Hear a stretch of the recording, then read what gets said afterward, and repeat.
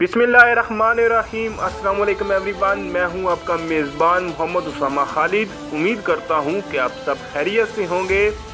Salahuddin Ayyubi series की तीसरी episode के बाद फोर्थ एपिसोड का ट्रेलर नहीं दिया गया था और ज़्यादातर लोग यही बात कर रहे थे कि इस वीक हो सकता है कि एपिसोड ना रिलीज़ की जाए, लेकिन मुझे अंदाज़ा था क्योंकि लास्ट वीक भी एपिसोड का ट्रेलर जो है वो इसी दिन को रिलीज़ किया गया था और सेकंड ट्रेलर भी सैटरडे वाली रात को रिलीज़ किया गया, तो वहीं पे एक्सपेक्टेड है कि सेकंड ट्रेलर तब ही दिया जाएगा।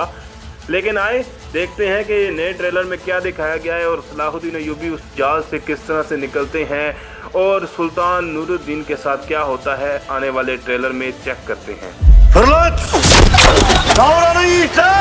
ट्रेलर के स्टार्ट में ही हम देख सकते हैं कि सलाहुद्दीन अय्यूबी जाल से निकल आए हैं और मुझे इस चीज़ की एक्सपेक्टेशन भी थी क्योंकि जब सुरैया खातून सलाहुद्दीन अय्यूबी से मिलने के लिए आई थी तो वहाँ पे जब उनकी बात हुई थी और वहाँ पे पूरी बात नहीं दिखाई गई थी, तो मुझे अंदाज़ा हो गया था कि कुछ बात और भी हुई है जो अभी नहीं दिखाई जा रही, ये आने वाली किस्त में दिखाई जाएगी।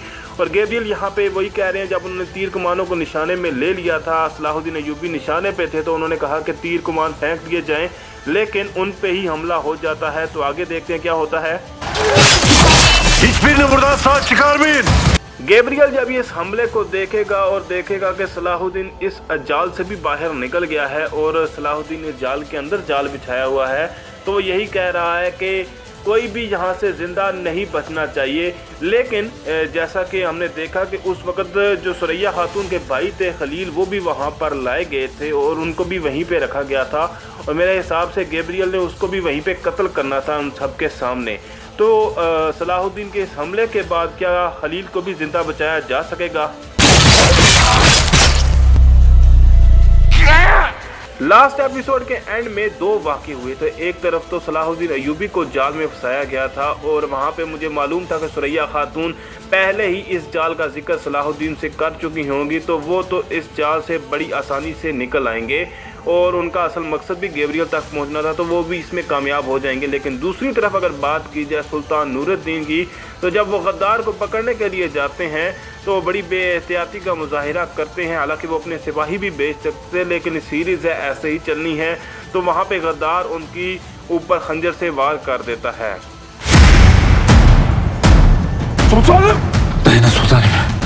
अब यहाँ पर सुल्तान नूरुद्दीन की हालत देखी जा सकती है और हमें ये मालूम है कि वहाँ पर सुल्तान नूरुद्दीन के काफ़ी ज़्यादा सिपाही मौजूद थे, तो वो बआसानी से वहाँ पे उनको बचाने के लिए पहुँच तो जाएंगे, लेकिन क्या वो वक्त पर मेरे हिसाब से अभी तो सुल्तान नूरुद्दीन को बचा लिया जाएगा। और शिरकू भी यही कह रहे हैं कि आप यहाँ पर हौसला रखें। और दूसरी तरफ अगर बात की जाए कि क्या वो उस गद्दार को पकड़ सकेंगे जिन्होंने सुल्तान पर हमला किया, यानी नुसरुद्दीन को, और अगर वो उस गद्दार को पकड़ भी लेते हैं तो क्या निकाब के नीचे से नुसरुद्दीन ही निकलेगा या कोई और? तो ये भी बड़ा सवाल है। इस सीन को देखते हुए हैरानगी का इजहार किया जाए या पता नहीं क्या कहा जाए, क्योंकि पता नहीं क्या प्रोड्यूसर भी इस बात पे या राइटर ने भी क्या सोच कर ये सीन लिखा है कि वहाँ पर सिर्फ 3 लोग मौजूद थे और इस वक्त अगर देखा जाए तो उनको आसानी से वो गद्दार को भी पकड़ सकते थे और दोनों जो कैदियों को भी वहाँ पे रख सकते थे, लेकिन वो सुल्तान नूरुद्दीन को तो अपने सराय में लेके जाया जा रहा है, लेकिन जो दोनों कैदी हैं वहाँ से फरार होते हुए नजर आ रहे हैं। तो क्या वो सिपाही इतनी भी एहतियात नहीं कर सकते थे कि कैदियों को पहले पकड़ लिया जाए?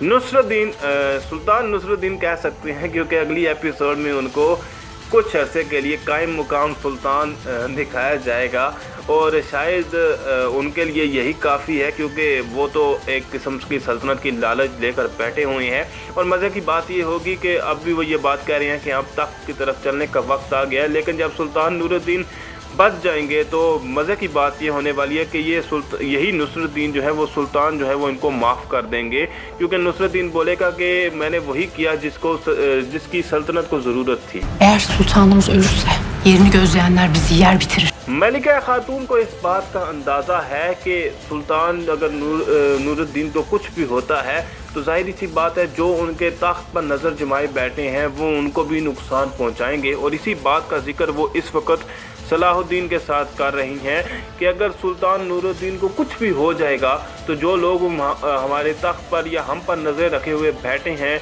वो हमें उनका जो अगला हदफ होने वाला है वो हम दोनों ही होने वाले हैं। तो आगे देखते हैं क्या होता है। Tüm bunların vebali de senin boynunadır. İzler bu yöne gider. उसके बाद मलका खातून ये कह रही हैं कि ये सुल्तान नूरुद्दीन और ये तमाम जो चीज़ें हो रही हैं, अगर यहाँ पे सुल्तान नूरुद्दीन को कुछ भी होता है तो इन तमाम चीज़ों का जिम्मेदार आपको ही ठहराया जाएगा, क्योंकि नुसरुद्दीन बोलेगा कि आपकी वजह से ही सुल्तान ने कैदियों को उनके हवाले नहीं किया, गैब्रियल के हवाले, और इस वक्त वो इस हालत में मौजूद हैं। तो इन तमाम हालात के ज़िम्मेदार सलाहुद्दीन है।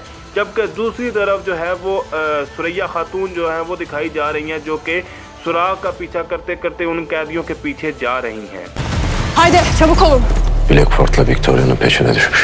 Biz peşlerine düşeceğiz. यहाँ पर सलाहुद्दीन अय्यूबी यही बात करते हुए नजर आ रहे हैं कि ग्रिकफोर्ड और विक्टोरिया के पीछे सुरैया खातून गई हुई है, तो आप भी उनके पीछे जाए, यानी कि जो सिपाही हैं वो उनको, क्योंकि सुल्तान नूरुद्दीन की इस हालत की वजह से वो शायद उस वक्त सराय से बाहर ना जा सकें, तो इसलिए वो अपने सिपाहियों को उनके पीछे भेजने का कहेंगे, लेकिन वो भी मुमकिन नहीं हो सकेगा नुसरुद्दीन की वजह से।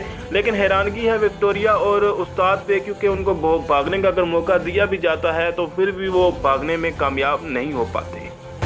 Bizi bu şekilde zincirleyip götüremezsiniz.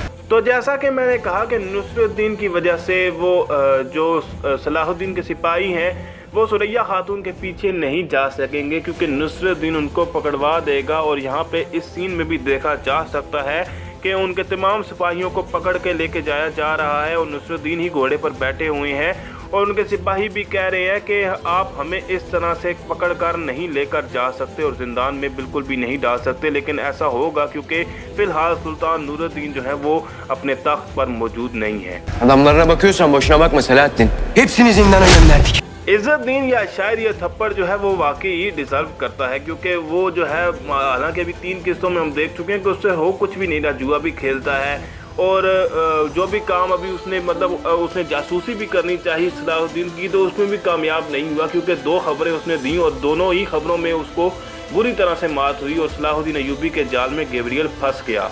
लेकिन यहाँ पर वो ये कह रहे हैं कि अगर तुम अपने आदमियों को देख रहे हो तो मत देखो, इन तमाम को जिंदान में फेंका जाएगा। Sen de zindana gireceksin. Benim yoluma mani olanı ezer geçerim dedim sana.